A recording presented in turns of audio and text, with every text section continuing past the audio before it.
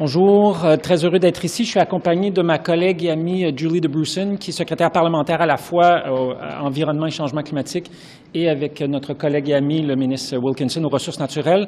Alors d'abord, je voudrais commencer par remercier le commissaire à l'Environnement pour son important rapport.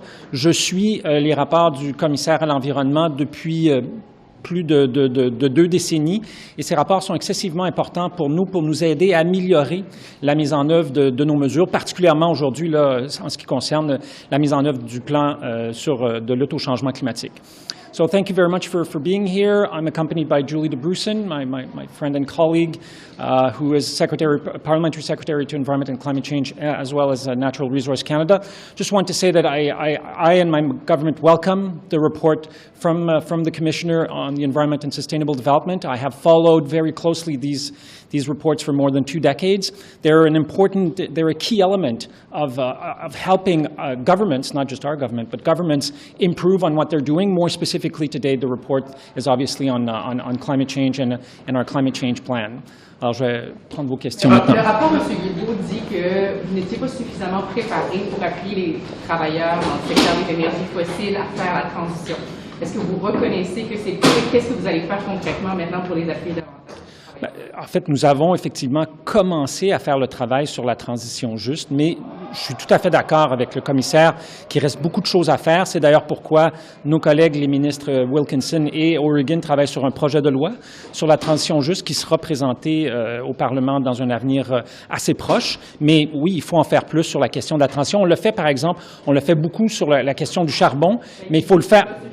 Non, je suis d'accord. Je dis qu'on le fait beaucoup, mais qu'il faut en faire plus. Et là-dessus, je suis tout à fait d'accord avec le commissaire. Pour les communautés autochtones, par exemple, qui sont affectées de façon disproportionnée sur la tarification sur le carbone, encore une fois, est-ce que vous reconnaissez que ces communautés sont particulièrement affectées et que vous n'en avez pas fait suffisamment pour les appuyer à faire face à cette nouvelle mesure? Nous sommes en fait présentement en négociation avec les communautés autochtones sur la redistribution des fonds qui sont générés par la tarification carbone. Donc, mais le commissaire dit quand même un certain nombre de choses importantes sur la tarification.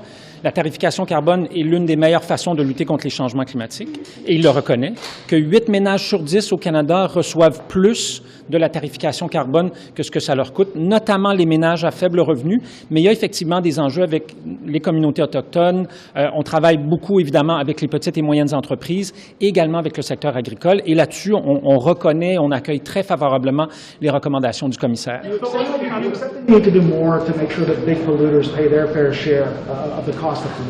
Well, absolutely. And which is why we are in the process of ensuring that the pricing system has more stringency in it. These negotiations are happening right now with provinces and territories to ensure that going forward the system is even more stringent than it was before. What's taking so long, though? Why isn't that system in place? I don't think it's taking so long. I mean, it was introduced in 2019. We're at the beginning of 2022.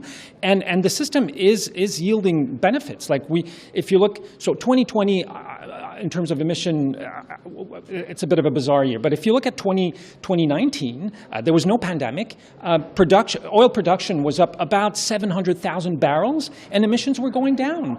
Our plan is working. We're tackling pollution, and pricing is one of the many elements that we're doing to ensure that large emitters are doing their fair share when it comes to tackling pollution. We already have regulations in place to reduce methane emissions by 40 to 45% by 2025, and now new goals of 75% by 2030.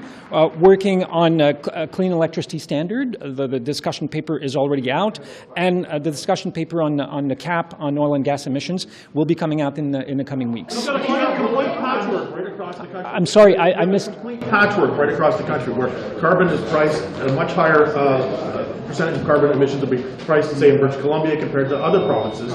Why not impose a national standard, a higher national standard, so that big emitters pay the same percentage right across the country instead of this letting the provinces go it alone? That's exactly what we're doing through the new equivalency agreement that we're working with provinces to ensure that there's more that there's more certainty across the country and more fairness into the implementation of the pricing system. But the commission says that the system for heavy emitters, for big emitters, is undermining the polluter pays principle. He's saying that the system as it is not living up to the polluter pays these principles. What do you? As I said to some of your colleagues, that's exactly why we're working to ensure that there's more stringency in the application of the carbon pricing system in Canada. That's exactly what we're doing as we speak. Le commissaire à l'environnement juge irréaliste les projections de réduction des émissions de GES par l'utilisation de l'hydrogène. Comment les Canadiens peuvent-ils considérer comme crédibles les autres projections de votre gouvernement? D'abord, je vous inviterai à regarder les plans de relance de l'économie de l'Allemagne, de la Corée du Sud, l'Union européenne en général, le Japon. L'hydrogène va jouer un rôle crucial dans l'économie du futur. C'est très clair et le Canada veut faire partie de ça, d'une part. D'autre part, sur la question des projections, écoutez, les projections de réduction d'émissions, la modélisation, c'est quelque chose d'excessivement complexe. Nous travaillons à améliorer ça de façon continuelle. Dans le plan de réduction que nous avons déposé il y a quelques semaines, la transparence et la rigueur a été saluée par à peu près tous les acteurs. Je pourrais vous citer par exemple Andrew Reaver, ancien chef des Verts de la Colombie-Britannique et membre du GIEC, qui dit qu'avec ce plan-là, le Canada reprend sa place de leader au niveau mondial. Mais cela étant, j'accueille très favorablement les recommandations du commissaire parce que je pense qu'on peut toujours faire mieux. Merci beaucoup. Thank you very much.